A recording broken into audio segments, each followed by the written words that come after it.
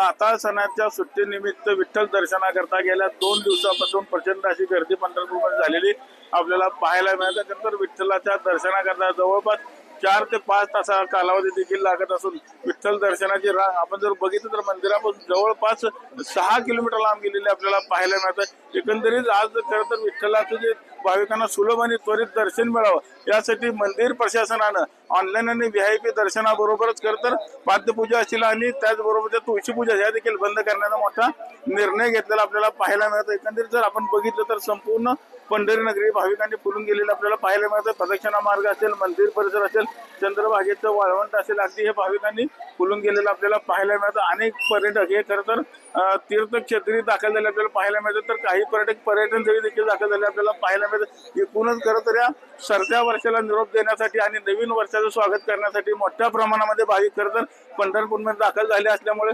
संपूर्ण हॉटेल असतील, लॉजेस असतील, मठ असतील हाऊसफुल झालेले आपल्याला पाहायला मिळत आहे. पंढरपुरातून कॅमेरामॅन जगदीश सह रवी लवेकर, TV9 मराठी.